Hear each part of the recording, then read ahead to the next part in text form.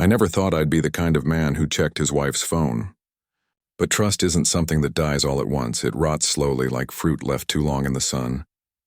I guess deep down I already knew something was off long before I ever picked it up. Her name's Lauren. We've been married 7 years, lived in Denver, no kids yet. I always thought we were one of those stable couples people envied. Inside jokes, date nights, a rhythm that felt easy. But the truth is, sometimes comfort hides decay better than chaos does. It started when she went on that Vegas trip with her old college friends. A girls' weekend, she called it. I didn't mind. She'd earned it. Work had been stressful and I trusted her. At least I used to. She flew out on a Thursday. By Saturday night, she barely replied to my texts. When I called, she said the music was too loud, that she'd call in the morning. She never did. When she got back, she was different. Not in an obvious way, just little things. The way she kept her phone screen turned down. The way she laughed at nothing when she was texting. The way she'd avoid eye contact when I asked how the trip went. Fun? I asked that first night back. She smiled a little too quickly. What happens in Vegas stays in Vegas, she teased with a smirk that was meant to be playful. I smiled back, but it didn't land. There was something behind that smirk. Something smug, like she knew a secret I wasn't supposed to find out. For weeks, I tried to let it go.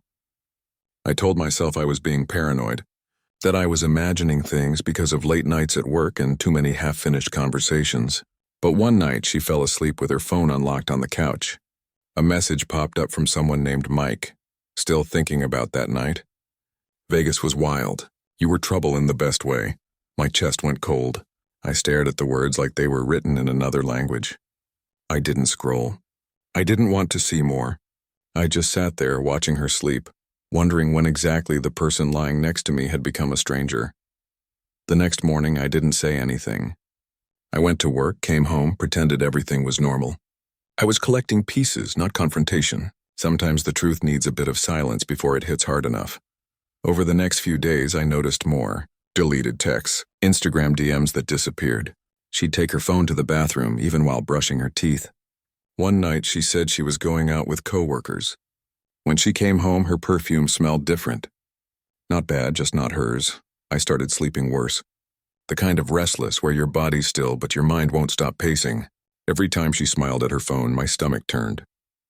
Finally, one Friday evening, we were sitting at the dinner table. I poured her a glass of wine. She looked surprised, almost cautious. "You've been quiet lately," she said. "Just tired," I replied. She shrugged. "You should get some rest." "I'm heading to Kelly's tomorrow. Girls' night again." I looked at her then. Really looked.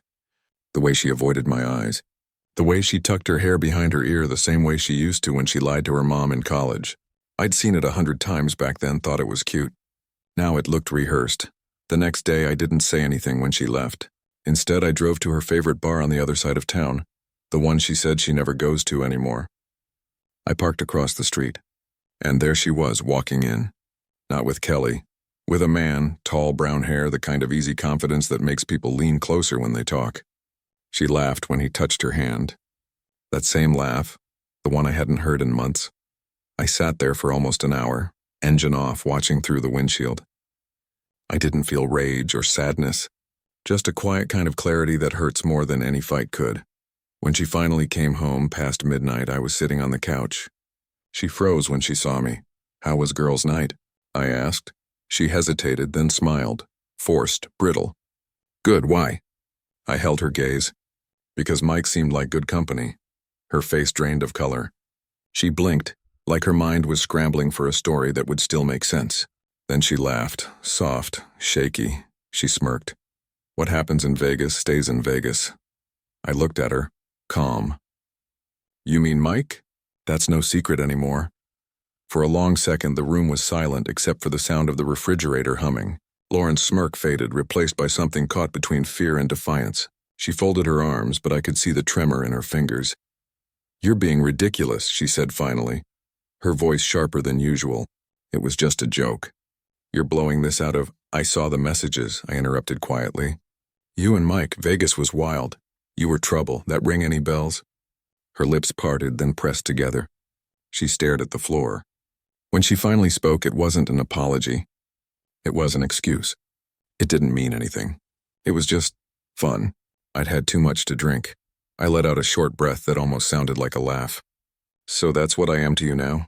The guy who pays the bills while you go find fun somewhere else? She looked up then, eyes glassy. You don't understand. I felt invisible, Ethan. You're always working. You're never really here. I nodded slowly. And your solution was Vegas? She opened her mouth, but no words came out. Instead, she looked away like the wall behind me suddenly became fascinating.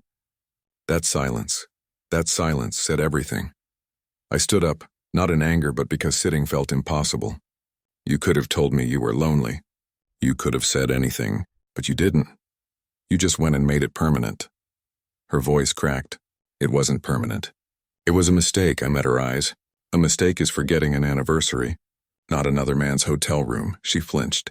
For a moment, I almost felt sorry for her. Almost. I didn't want to hurt you, she whispered. You didn't want to get caught, I replied. She sat down on the couch, shoulders shaking. I waited for the tears, the apologies, the words that were supposed to fix things, but none of them came. Only quiet sobs and half-muttered sentences that didn't add up to anything. I walked into our bedroom, pulled out a small overnight bag and started packing. A few shirts, my toothbrush, the essentials. It felt strangely calm, like muscle memory, like I'd been rehearsing this without realizing it. She followed me to the doorway. You're really leaving? I am, I said, zipping the bag. You wanted freedom, Lauren. I'm just giving it to you. She reached out, her voice trembling. Ethan, please, don't do this. I turned to her, and for a second I almost didn't recognize the face I was looking at. This was the same woman who once fell asleep on my chest during thunderstorms, who laughed until she cried over burnt pancakes. But that version of her was gone, buried under lies she told to feel alive again. I didn't destroy this, Lauren, I said quietly. You did. I walked out the front door, leaving the house dark behind me. The air outside felt different, colder, sharper. I drove with no destination, just letting the road decide. Eventually, I ended up at a motel off the highway, the kind of place that smells like dust and cigarettes but charges $50 cash, no questions asked. That night, I didn't sleep.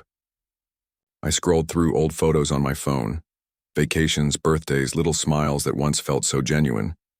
Somewhere along the line, love had turned into habit, and habit had turned into distance. Over the next few days, the messages started coming in. Please come home. We can fix this. It was one night.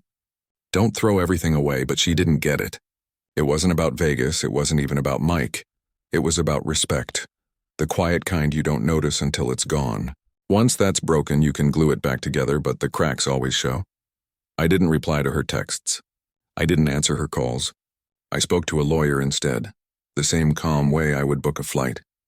Paperwork, signatures, a clean line down the middle of what used to be two lives.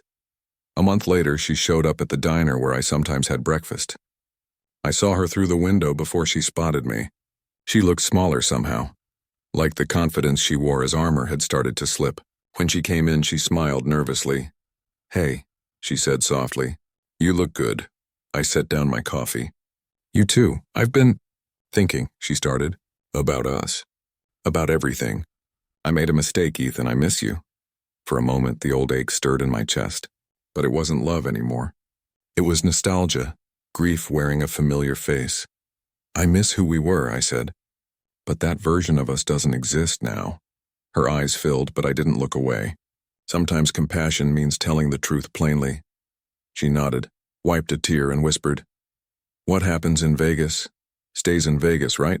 I gave a small, tired smile. No, what happens in Vegas just shows who people really are. When I walked out of that diner, the sun was rising, a thin line of gold stretching over the city. It didn't feel like victory. It felt like peace. And for the first time in a long time, that was enough.